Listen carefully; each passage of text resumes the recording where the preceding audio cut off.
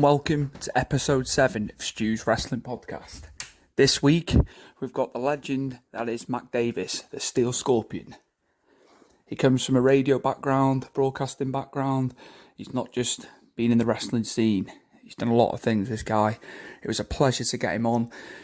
We had a really, really good chat. He's busy. He's been doing some coverage with AEW for his show. So I just appreciate the fact that he gave me some time this week. It was just awesome. It was so good. I loved it. Loved every second of the interview. Could have him back on again. We had so much to talk about, but this half hour or so that we did last week, it's a good listen. It's well worth a listen, and I think you'll enjoy it. Whether you're a wrestling fan or not, you'll like it. It's a true to life story, and it's real. It's real. It's gritty. It's what it's about. It's life. Sometimes the places you have to go. Right, it's my pleasure and a warm welcome to the host of Wrestling Road Trip, the Steel Scorpion, Mr. Mac Davis. How's it going, Mac? It's going great, Stewie. How are you? I'm good, mate. Just a pleasure to have you on. Absolute Thank pleasure. you. I'm sure your listeners are probably noticing that my accent's a little bit different than they're used to. It's a southern accent from Georgia. I like Georgia. I like the hospitality. Absolutely. Thank you. It's a lovely part of the world. The people were great when we were there in 2011. Good southern charm, which is what it's known for. Which is missing in other states, but we won't go into them.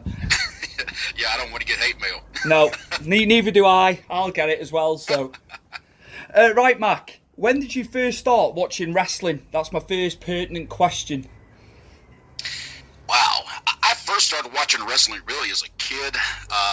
On Saturdays, 6:05 on Superstation.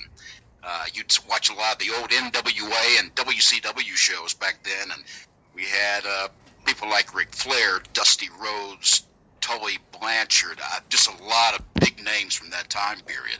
And really, it hooked me and got me into wrestling like no other.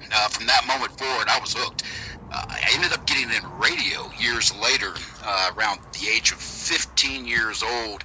And when I got into radio, I met a wrestling promoter that would come by the radio station, and he would try to, hand out tickets and get free publicity for the shows and things like that. And as I got to know him, he allowed me to get backstage, and I got to see a lot of the guys in the back and get to know a lot of them. And over that time, found a real, true respect for the sport of professional wrestling. Obviously, you've stated your promotions that you like. That was going into my next question. But yeah, your favourite promotions. What other wrestlers from NWA and WCW then did you like? Oh boy, it's funny because in the South, in the United States, it's a little bit different. When I grew up, you had a northern wrestling territory and a southern wrestling territory. Basically, if you were in the Georgia, Texas, South Carolina, Florida kind of area, those areas, your wrestling was different from what people saw up north. They would see Bruno Sammartino. We would see Ric Flair. And to us, our wrestling down south was the real wrestling, and the wrestling up north was that cartoon Saturday morning stuff. And over that time, my favorites, really my personal favorite wrestler of all time was Sting.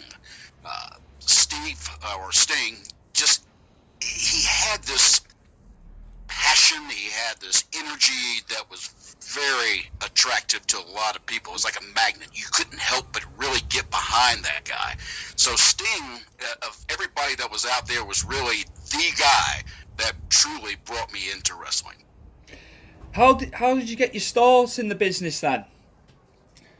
I got started kind of an unusual way. While working in radio, we had a promotion for the sheriff's department and the police department of our city. And they wanted a halftime show, just some kind of fun thing to put on for the fans in the stadium while the halftime was on. So they asked the radio station to go up against the fire department in a wrestling match. And I happened to be involved in that wrestling match, and it was just, it was it was ropes around 4 poles. It was as basic as an operation of wrestling ring as you could call it. But when it was over with, the promoter came out of the stands and actually asked me if I had ever considered getting into professional wrestling. And, of course, I had thought about it many, many times over the years, and I told him, yeah, let's give it a shot. And that's basically how I got into it. I commend you. You know, a lot of us talk about doing it, especially when I was younger. I was always like, I'll go and train, but it was trying to find somewhere to train in the UK. There wasn't, there's a lot of schools now, but back 20 years ago there wasn't the schools in the UK. But yeah, I commend you for doing that. It was tough. Now, I'll be honest with you, I started actually wrestling in the ring at the age of 38, which is really old to be crawling in the ring for the first time. But that's just how life kind of handed it to me. I had a family with 5 kids, and so getting into wrestling any earlier than that, it just wasn't a possibility. No, it wasn't feasible. Right. And you had mentioned that you had a hard time finding trainers down there. And I would be, I'm not sure how old you are, but I would imagine years ago it's still a very protected business, and a lot of those training schools weren't around. You had to hear about them through the right person because, as protected as the business was, you weren't going to find a school on every corner somewhere to go to wrestling school. You had to know somebody who knew you that would get you in the door. Who trained you, Mac? I never was trained by anybody in particular because I got in it at the age of 38. I learned on the job, basically. The guys I wrestled would help train me and show me different ways of doing things as we went along. And the only reason that was the case was because when I first came in to wrestling, I was supposed to come in just as one of the first matches, just have a quick match, kind of learn my way around. What ended up happening was the fans got behind me that very first night, and it was incredible. It was just like the fans pushed me to the main event long before I should have ever been in the main event. And I love the fans for that. Everybody who really was cheering me on and pushing me during that time is very special to me because I was going through a pretty difficult time at that time, and knowing that those fans were backing me in something that I was trying to do just made it that much more real and much, much better as an outcome for the fans when the wrestling started. Were you getting booked far and wide? Was it outside of Georgia, or did you just remain within Georgia, getting booked? In the early years, I was just in Georgia, just working a few feds, trying to learn my way and make a name for myself. It was after that, after the first 5 years of wrestling, I ended up breaking my neck and in a wrestling match, and had to leave the sport pretty much immediately. I was doing a few promos in the rings and things like that, but I had to get away from it due to that broken neck. So when I came back 10 years later, which was just a couple years ago, when I came back then, I started actually trying to travel around to other feds and doing things that I hadn't done my first round in wrestling. Was it easy getting booked? It's not that hard getting booked as long as you do the work to get booked. I see a lot of guys who always say, well, I never get booked. It's because they're not trying. The truth is you have to promote yourself. Without promoting yourself, promoting the product, your brand, nobody's going to book you because nobody knows who you are. After the broken neck, then, what did you do? After the broken neck, I left the sport, ended up going into modeling, of all things. Somebody actually saw some of my wrestling work and asked me if I would consider doing some modeling. So I did that for the first few years after wrestling while trying to get my neck examined and kind of determine what we wanted to do next with my neck. During that time also, though, unfortunately, my father was diagnosed with Alzheimer's. So I had to put the neck surgery off and take care of him for about 5 years until he passed away, and then I got my neck fixed, and that's when I ended up coming back into wrestling again. You're a man's man, Mac. Obviously putting your dad's needs before your own. I commend that. That's Thank you. Yeah, it was like losing a best friend. It's there's a match actually on my Facebook page. If you go to Mad Mac Davis on Facebook, there's several videos there that talk about my dad and during that time and the depression that I went through. I'm very open about depression. I didn't realize actually in the beginning that I was dealing with depression after he passed away. And it was a little bit of time. I finally kind of caught on, look, I'm getting more into a hole and I'm not coming out of it. And finally decided that I was going to do something different to pull myself out of that hole. And at that time, I was out of shape. I hadn't been taking care of myself. My mind was just all mush at that point from taking care of my father.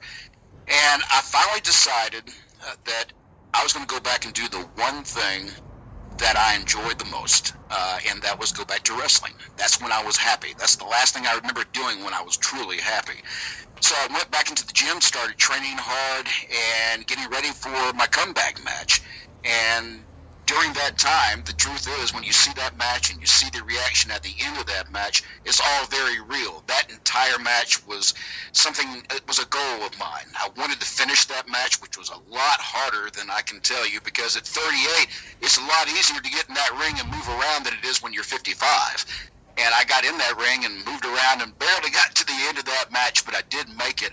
But the end of that match signified the end of my depression and dealing with that deep depression. I still deal with it on a daily basis, and it doesn't bother me. I just know it's there, and I hold it away and keep doing things that are positive to bring myself back up out of that hole. That was going to be my next question. How did you tackle it? But you've answered it. But I mean, can you could maybe extend on that? Sure. My battle with depression got very personal because I'm one of those types where if I set a goal, I'm going to go after it no matter what. And when I knew that the depression had taken a hold of me, and I was always a half glass full, not half empty guy. I was always very positive. My outlooks were always positive, and suddenly I was being very negative, and nothing mattered much anymore.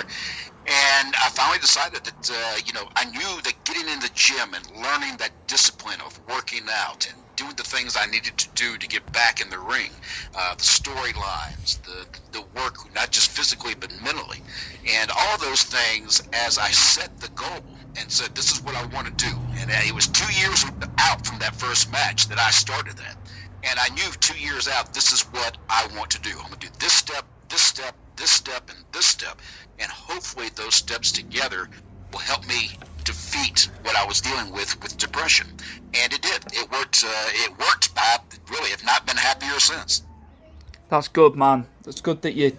Oh, I just like the fact that you're open about your struggles, but you tackled your struggles, didn't you? I did, and people a lot of times I know are nervous about talking about depression. I'm not. If something I say helps someone go, you know what, I need to do something about my depression, or maybe it kicks in, they go, I've been dealing with this and I know there's something going on with me, go talk to your doctor. Do something to better yourself. And at the same time, if the doctor tells you need a drug of some type, I take Zoloft, and I have no problem telling people that. I know a lot of people are embarrassed about saying, oh, I'm on Zoloft. I'm not. I'm not, because I know what it did for me, and I know it helped me in my battle to beat depression. And if you use it correctly and you keep up with it and you listen to your doctor's advice and do the things that you need to do, you can come out of depression. You just have to fight. I think the listeners can take something away from what you just said there. Absolutely. It's been open. You're open and honest. I take a medication called quetiapine, so I understand. Mac. Yeah, and I'm not a big pharmaceutical guy. I hate taking medicine. Neither am I. I know that particular medication does help me with that problem. Yeah. Neither am I. I think to myself, why? But yeah, if the doctor's prescribed it, that's it. You have to go on the doctor's advice, don't you? Absolutely. And I think it's a shame that a lot of people find that the stigma of depression is something you don't want to talk about, because the truth is, the more you talk about it, the better that situation can become. Get coping strategies, and yeah, absolutely. Mac, how did your working relationship begin with legendary wrestling journalist, I might add, Bill Apter? Bill Apter was a friend of mine for many years. Bill and I were kind of similar in a lot of ways. Bill came up on the print side of media in wrestling, and I came up on the radio side. As I mentioned early on, Chip Burnham with WCW was a promoter at that time. He's passed away, and great guy. I hate that he's gone. But he would always make sure that I would get backstage. And I always had recorders with me. I would do interviews outside before the shows. And so Bill and I basically were working parallel with one another, but he was doing the writing, I was doing the broadcasting. And years later, I sent him a message and said, Bill, my name's Matt Davis. Kind of told him who I was, and we laughed because we realized we probably saw each other many times in many locker rooms over the years. But But in the last couple of years during my depression, I reached out to Bill to get some help with some things I wanted to do just to keep progressing. And Bill was very open and helped me, with some things. And from that point forward, we became really good friends. And he asked me if I would, do a segment on his show, The After Chat, which is on Roku TV on the Jarrett Parsons Wrestling Network. And I couldn't turn it down. I don't know how you turned down Bill Apter. No, I send stuff to Bill all the time, and he obviously he's busy and what have you, but yeah, so he's approachable. He's very approachable. It was funny. I'll tell you a story, and this is, I've never told anybody this, so this will be the first time. But when I was in New York this past WrestleMania, I was at the WrestleCon convention, and I was with Bill at his table. Bill was, and this is honest, he was surprised that people knew who he was, and really cared a lot about what he wrote and the pictures he took all those years, in the magazines. And he couldn't understand why these people were so, enamored with him. I had to explain to him, you're Bill Apter. You are the guy that we, that told us the news that we didn't know. The only way we had our wrestling news was through PWI and Bill Apter. It was just, that was the fact. And so I walked around New York with him, going to different places, and people would stop him on the road, and he was so touched by everybody who did that because he just didn't think people knew who he was. It's just beautiful, isn't it? Everyone talks about Dave Meltzer, and that's fine, but Bill's the best for me. Like, Bill is to me, he's the wrestling historian. Yeah. If you want an answer to wrestling, that's who you ask, because he knows. And it's not just past; it's current. He's on the ball with the current. Look, if I give him a phone call and say, Bill, I'm trying to reach out to somebody. Do you happen to have a number, or can you contact him? He's always got it. He knows everybody that's anybody in the business of professional wrestling. And he keeps working as well. You look at his age; he's still doing it. He's fantastic. I believe, if I'm not mistaken, I think Bill may be 71, somewhere around there. Maybe I'm not really sure. It's incredible. Like, just the first for the business is still there, isn't it? Like it was when he was taking the pictures, and when we didn't have the internet and all the rest of it. He was the go-to guy, wasn't he? He was, and actually, I think he still is. If you want to know the truth of the matter, if you really want a good picture from a wrestling match or a story, he's the guy to go to.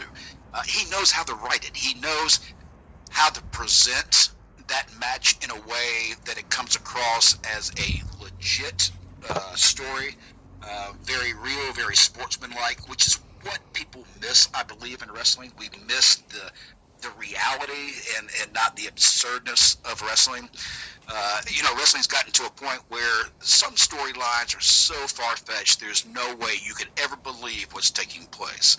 And back in the old days, wrestling was very basic. You had the good guy, you had the bad guy, you had a referee that would call the match and call it right down the middle. If you did something wrong, the heel was told you did it wrong, stop. Nowadays, the officials tend to kind of let whatever happens happen in the ring, so the heels have lost their heat, and the faces have lost a lot of their popularity simply because the heel can't be a heel. So the face can't be the good guy, the hero in the white hat, as long as the heel's not truly being a heel. So Bill understands those old days of wrestling, and he understands how to deliver a match that draws people in. And I miss that he's not in the magazines anymore. But the great thing is that you can always still catch Bill on the After Chat on the Jarrett Parsons Wrestling Network on Roku. I love it, and Matt. Also, by the way, we just added OneWrestlingVideo.com, and I believe Fire Stick is coming soon. Yeah, I love the show, Mac. I really do. Obviously, your segment's amazing, and obviously Bill. Thank you. Bill doing his thing. I've got a Roku at home. I'm quite fortunate I've got a Roku, but like you say, it's on YouTube now as well, isn't it? It is. We're going to be adding it in several places as time goes on, but the first run shows will be on Roku. Yeah. So if you want to see the first run shows, that's where you need to head to. I love it. I'm not blowing smoke. I genuinely, I love it. I just think that it's brilliant. It's so well put together. Thank you very much. Keep watching, because we're adding new things all the time and trying to tweak things to give it even a more professional, slick appearance. And anytime you see something or suggest something, please do send us an email or a message on Facebook. Let us know something you'd like to see, and we'll try to add it in. What are your thoughts on Heyman taking on Raw and Bischoff taking SmackDown on? What are your thoughts on that? Just to totally segue. Do you want my honest thoughts? Yeah. That Heyman and Bischoff may be scapegoats when this all comes to an end. I found it kind of odd that Stephanie and Triple H and the other guys were kind of removed from TV to put these new faces out there. And I'm assuming these new faces may be out there to try to cover and protect Stephanie and Triple H, because if anybody's going to fall from WWE if this doesn't work, it's going to be Bischoff and Heyman. And so I'm excited, though, by the fact that Heyman has taken over Monday Night Raw. The very first show that he was supposed to have taken over, I thought was very good. I thought the last show was kind of weak. It felt like the old Monday Night Raw that I quit watching about 2 years ago. And I quit watching it mainly because the stories were getting too ridiculous. And it just got away from what I knew as wrestling. And that's simply because of my age. Someone who's younger may love what WWE does, but I'm an older wrestling fan, so I prefer the older school of wrestling. And that's probably why I have a little bit of a dislike for what the WWE product is now. But with Heyman there, that could all change. With Bischoff, I think Bischoff's role inside SmackDown is probably more to do with the fact that they need somebody to deal with the Fox executives. Yeah. And they needed somebody with a professional feel, and I think Bischoff fit that role perfectly. I would have had it the other way around, though, Mac. I would have put Heyman back in SmackDown, because obviously the ratings were better. I know we had that hell of a... But he give a chance to people, didn't he, on SmackDown, and it was beating Raw on the ratings, wasn't it, when Heyman was there in the early 2000s? I would have had it. I would have had him back on SmackDown, but obviously maybe it's to do with Brock being on Raw, so they can have him on screen. I don't know. That could be, but I'm like you. I thought the same thing when I first heard the announcement. I prefer that Heyman had gone to SmackDown for Fox, because it just seemed like it made more sense. Yeah. He has more of that type of an attitude that you would see on Fox as far as storylines go.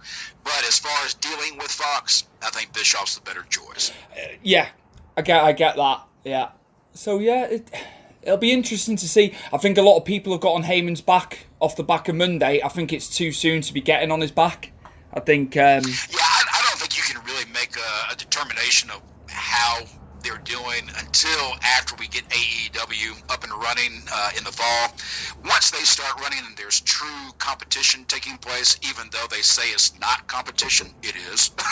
But once that happens, we'll start seeing the true feel of both shows. I don't know that we've even seen AEW's real show yet. I think we've seen their pay-per-view shows, but I don't think we've seen what they're going to produce and show us on weekly TV. It doesn't need to be like Nitro. That's all I will say. The business has moved on. They don't need to model it. I know, obviously, being with TNT and that, but they can. It'll be its own. It'll be its own thing, won't it? I'm hoping that's the case, and I'm hoping that they go with more of that sports feel that they had talked about in the beginning when they were promoting their new brand. If that's the case, I think it could be very interesting. I think if you kind of cross that between wrestling and UFC delivery, I think it could be really, really good. Do you think Jon Moxley and Jericho will become exclusive to the brand, or do you think they'll let them work in Japan when the TV show starts? I think both will work in Japan. I'd be surprised if they didn't. I wouldn't be surprised to see New Japan eventually become more involved with AEW. Currently, they're working with ROH, but it seems like ROH may have lost a little bit of steam since the G1 Summit in New York. I'm not sure that they've been on track since then. But in relation to Ring of Honor, Mac, surely it's giving new talent a chance. So maybe we should, give it a go. Oh, absolutely. Look here, I never want to see anyone disappear. I'd like to see ROH and all the other guys stay around for as long as possible, because it gives more opportunity to the boys, or to the men and women of wrestling. It's just the more opportunities and the more competition, the better the business will be. I get you, mate. I get you with that one. Mac, which promotions do you like watching now, aside maybe from the mainstream? Aside from the mainstream, I really don't get a chance to watch a whole lot of different wrestling unless it's mainstream. So I tend to watch ROH, believe it or not. Even though I just said what I said about ROH, I do like the product. And I like a lot of the guys who are working in ROH. I don't really have a particular favorite, if I'm being honest. A lot of what I watch in wrestling now comes from YouTube or online, where I surf around just trying to find particular matches of talent and names and places, that I've heard about. Because the main shows, they're not gritty enough for me. And that's what I'm looking for. I'm looking for a little bit more grit in my wrestling than what's being delivered right now. You need to catch some UK promotions. I'm telling you, it's a hotbed, an absolute hotbed. Now, I would love to come and see some of that. I've seen some of the work. Like right now, you've got Nick Aldis, who's from the UK, right? Yeah, absolutely. He's done very, very well for himself the last 10 years. Yes, and I'll be honest with you, he and Cody are the reason that I came back and got excited about wrestling in part, because their feud leading up to their match I thought was well produced. It was probably, if you ask me what I like to watch promotional wise, that to me was the best wrestling product out there during that time, when those two were just putting YouTube videos up going at each other about the match that was coming up. That was gold, and that's what I'd like to see more of in wrestling. I'll state the obvious. It'll never be Dusty and Flair, because they were just, that was Dusty and Flair. But it reminded me, it went back to like the old school, didn't it? The build-up. I get you on that one. It did, and I'm still waiting for the rubber match. I'm waiting for that third match to come along and see who's going to win. That's actually one of the questions I plan on asking Cody this coming weekend at Fight for the Fallen. I never thought about them getting back in, but they need to just, maybe if they just. I don't know. I wonder how long they build that if they do the second match. I'm not really sure. I know that right now the NWA doesn't seem to be working with AEW, so that may be all gone now unless something changes. But I think that the NWA would do well to work with AEW if there's a way of doing that, because Cody and Nick did have that Flair and Dusty kind of feel. It was one of those matches that basically the feud you believed what you were watching. The two men who were portraying the characters, everything was perfectly done, including the filming. Dave Lagana did an incredible job filming that. It was really well put together, to be fair. I obviously have to say, I don't just watch the mainstream, what little time I get as well with the job and stuff. But I'd seen obviously the build up to that, and it was fantastic. What are your thoughts on MJF? MJF is probably the most over heel in our business right now. He understands what it means to be a heel. He knows how to be a heel, and he never turns it off. And that's what a heel should be doing. It was kayfabe. Kayfabe, it's funny. And now that you mentioned that word, because I hear that a lot, and I'm very strong on that word kayfabe, because a lot of people say it's dead.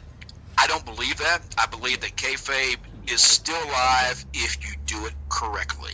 The social media changed kayfabe in a lot of ways, and so did Vince when he said that we were no longer, a sport, which I disagree with. We are a sport. It is a sport, isn't it? Sorry, I jumped in. Absolutely, it is a sport, and it's something that most guys who are in wrestling will tell you quickly too that they rather it be called a sport than entertainment. Because when you talk to the guys who do that work, I promise you, they're athletes. They're not actors. Exactly. You can't get, like Jericho said. I read a quote last week. He said, "If it was fake, I'd have a stuntman with me." Yeah, look, if it was fake, I wouldn't have had a broken neck. I wouldn't have had staples in my head and all the other things that I've dealt with over the years. It's just people. It's just people, isn't it? It's the arrogance sometimes and the ignorance of it. It is. I think ignorance is probably the better word. Yeah. You get around people who either they love wrestling or they hate wrestling. You don't really find anybody in the middle.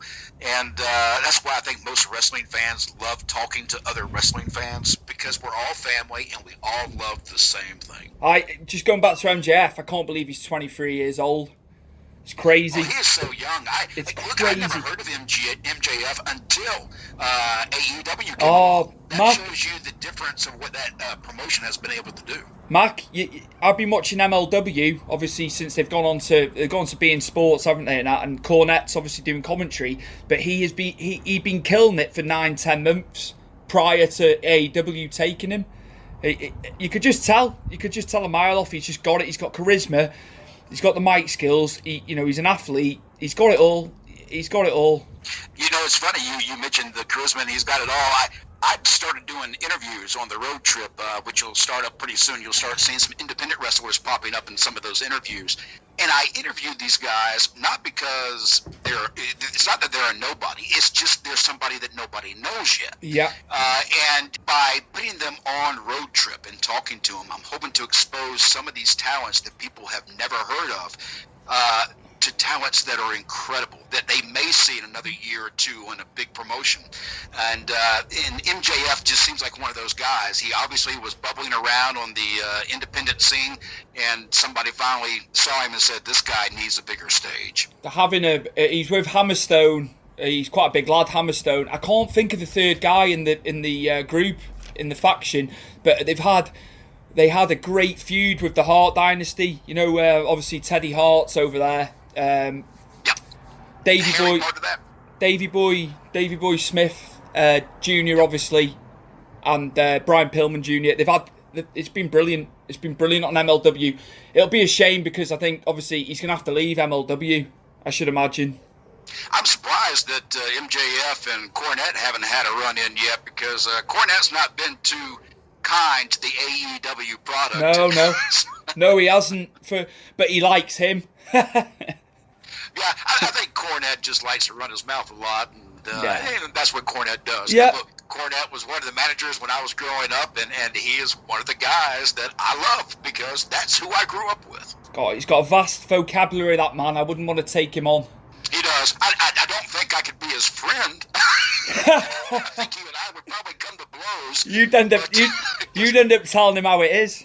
Oh yeah, I don't think I can hold my tongue too well. I wouldn't blame you. Jim's a great talent, but I don't think I could ever put up with him talking to me the way he talks about other people. You'd put that Wilson tennis racket somewhere, I reckon, Mark. Oh yeah, he'd be swatting flies with his ass. Right, Mark, I'm getting to the end now. Which talents do you rate within the business presently? Wow. That's hard to say now, but simply because there's so much new talent out there that I haven't been able to watch as much as I'd like to. Kind of go by feds, I guess.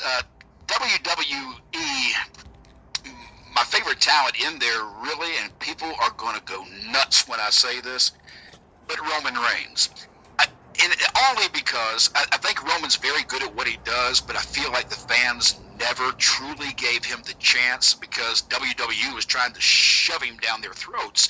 That wasn't Roman's fault. Roman was just doing his job. But Roman is an incredible worker that has the ability to tell great stories, and I just wish the fans would give him that opportunity to show what he can really do. It's a bit like Cena, but Cena had 2 years where he was loved, and then I think it was the same thing. Yeah, Roman's brilliant. There's no two ways about it. And there's a lot of talent just like him that's out there. I think there's other talent too. If you want truth, that maybe shouldn't be as high up on the card as they are. They don't have the talent that other people do. You look in the women's division and the Iconics.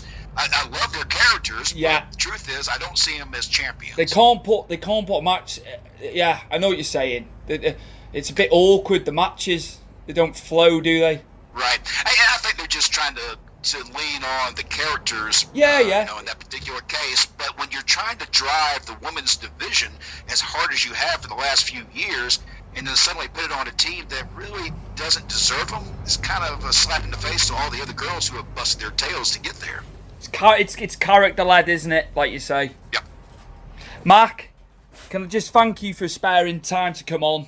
It means a lot. Absolutely, Stewie. I had a blast. Anytime, if you ever want to do this again, just let me know. We'll get together and do it again. Big thank you to the Zangwills for supplying me with the tune New Heights in the intro. So that's Zangwills, New Heights. Get streaming, get listening. Great band. my cousin's band, and chuffed a bit that they've allowed me to use their song. Fantastic.